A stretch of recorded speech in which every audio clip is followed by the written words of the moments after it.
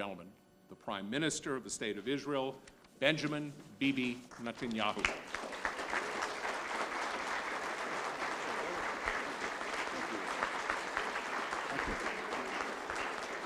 Thank you. Thank you all, and thank you, Alan and Malcolm. Richard, I don't want to thank you. I just want to say, why don't you go on talking? You know, I could stop. You're very kind, and I think you touched my heart and the hearts of many, and the minds. And I think you've put forward the most compelling point about Israel. It is a miraculous island. You mentioned Moses. See, there's a few more differences. You know, Moses had political opposition, and it was treated in a far different way than the way we do these things here, you know, because we're a democracy. We don't have the ground open up, swallow the opposition. It doesn't work that way. We have to debate, discuss, convince, decide, usually by democratic vote, if the issue is big enough, sometimes small enough, because we have real parliaments, real decision-making, real division of powers, real triangle of judiciary, executive, and legislative bodies. It's real. It's real. It's not just a one-shot election, a majority vote. It's what's between the elections. Human rights, civic rights protected by law, with real courts. Real. The whole thing is real. And you can see how real that is, because Israel right now, when you look at North Africa, into the Middle East, and further east, this is the one stable, genuine, open, transparent democracy. And therein lies our internal stability. But when we look around, we see two huge convulsions. The second one is the regional one. I'll get to it in a minute. There's one before it, and it's not over. And I mean, it's the economic convulsion that is now racking so many of the economies of the world. Now that, if I had to try to summarize that, it's the end of roughly 20 years of what are called leveraged economies. That means that you borrow above your means. You spend more than you bring in.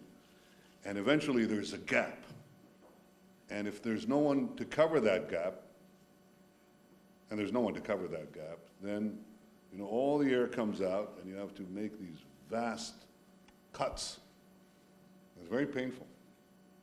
And it means that some of our traditional export markets are hit.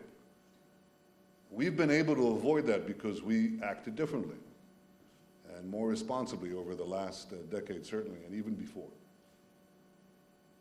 But having done that, it doesn't protect us, because the vast Israeli empire is not that big a part of the world economy, but that's our opportunity. That was a joke, by the way. I don't want that. Who knows what they can do with snippets. So we know that we're small and depend on export markets, but that's our advantage. We have to continue to grow.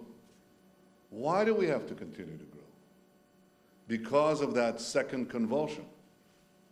That second convulsion, the regional convulsion, you know, if we're still in Mosaic times, well, maybe Joseph's time.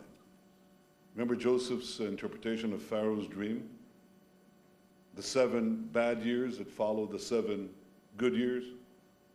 We've just had 30 good years. Now, I can't tell you if we're in for 30 bad years, But I can say that what we've enjoyed in terms of peace and regional stability is not automatically guaranteed in the coming years, because there is an Islamist wave that is sweeping the Arab world and beyond. And, you know, there are very few populations that are exempt from it. The ones that are clearly exempt from it in this large expanse that I described, there are two populations that are inherently pro-Western, pro-American, pro-liberal view of the world. One is Israel, and the other is Iran, the general population. And given the choice, they would choose for that orientation. They were given a choice.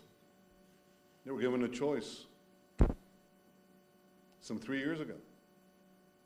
And they chose to oust that regime because, you see, they've experienced a radical Islamic regime. They've experienced this night of darkness for 30 years, and they don't want to continue this early medieval conception.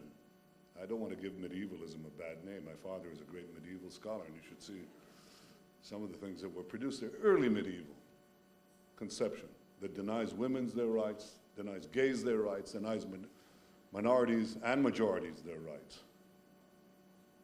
But this regime stole millions of votes and then clamped down on the people, and they deny them their liberty. So right now there's this wave that is sweeping the rest who have not yet traveled this road. And you know, a year ago or so, when this revolution began, people said, well, you're not optimistic enough. I don't know what optimism is. I think optimism is being realistic and addressing things as they are. And we looked at it with sober eyes and we said, it might go to the Google generation, but it might not. It might go to the Islamist direction. And by and large it has. And what it means for us is that it places enormous pressures on our security, on our defenses. It makes it that much harder also to achieve any kind of progress with the Palestinian Authority, because they're looking at half of their society that has already been overtaken by the Islamists and Iran, their patron. They pile precondition on precondition instead of getting into negotiations, which we desire to have. But beyond that, what we see is such a huge transformation in our region that we know that we will have to spend a lot more to defend ourselves. We have. We just increased our defense budget by 3 billion shekels. That's a lot for us. But our defense establishment says we want more, and this is like the rabbi's, the joke about the rabbi. We say we spend more. Well, the finance ministry says we spend more, and they say we want more, and they're both right. Well, we need to defend ourselves. How are we going to get the money to defend ourselves? Because security costs and defense costs a lot of money. It's getting more and more expensive. How is Israel, this island of democracy that is surrounded by a sea of troubles, how is it going to defend itself? Where is it going to, how are we going to fund these tremendous needs? And the answer, and we have other needs as well. Social needs, educational needs, health needs, and so on. How are we going to finance this? It's going to come only from one place. I mean, I know that you have been stalwart in supporting Israel throughout, and you have been an important mainstay of that continual American support for Israel, which is of tremendous importance, primarily in the military field, but that also means resources. And I want to thank you for everything that you've been doing up to now. But even so, when you look at the needs, you see that those spiraling needs are not going to be covered by foreign assistance. As much as I value the help of the United States and your participation and critical role in securing that partnership, and I want to say, Michael, and the fine work that you've been doing in that regard as well, all of you. As much as I'd like to say that would cover it, it doesn't cover it. Can't possibly cover it. There's only one place that can cover it and has covered it, and that's the growth of the Israeli economy. The Israeli economy has grown from a great cataclysm that we had here in the year 2002, 2003, when it was actually contracting in real terms. We turned it around, and within a year and a half, it grew into 5% and continued to grow at 5% each year, with the exception of 2008, when we had that brief crisis. That enabled us to fund our defenses and increase our defense spending. And if we're to address our defense needs that we're challenged with, we have to continue this growth. This is not a question of living standards. This is a question of national security.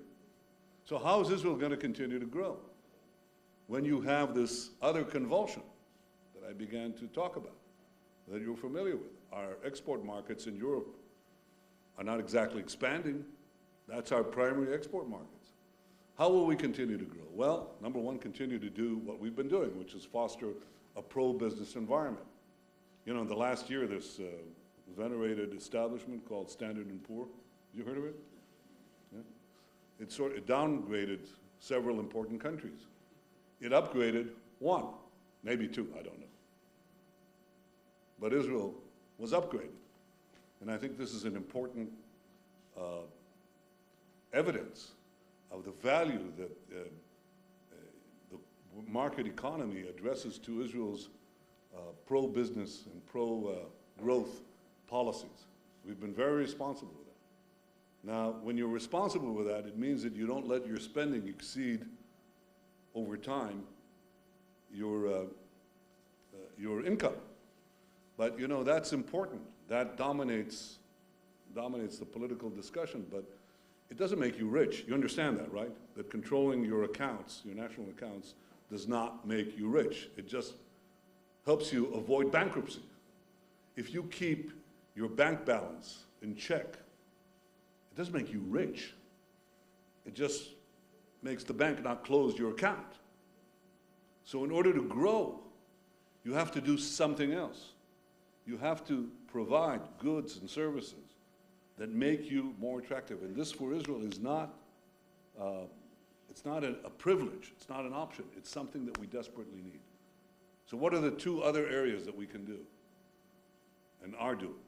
Well, number one, we're a tiny country. We're not a big country. We're a small economy, not tiny. We're about a quarter of a trillion dollars. That's something. But we have to be like a nimble mammal that that finds its way in a perilous world. And what we need is a tiny sliver of a huge market. That's all we need, a tiny sliver of a huge market. We're selling to China right now. What we're exporting to China is $2.5 billion a year. That's less than what we export to Holland. Some potential there, I think. Okay? India is another one. President Paris just visited Vietnam, small one. But the whole approach and entry of Israel into the Asian markets can be materially increased very quickly, double, triple, quadruple. That would give us an edge to continuing this growth that we need. There is, with Asia, another advantage and a service that we can provide, a unique service. We are now, we've decided to build a rail link between Asia and Europe to provide for the possible transport of cargoes of goods that are produced in Asia and that could be shipped to Europe. That's always useful in case there are queues or lines or other problems with the sea route of the Suez Canal. Now, it'll also enable us to have a 2-hour transport train transport from Tel Aviv to Eilat. That's very good.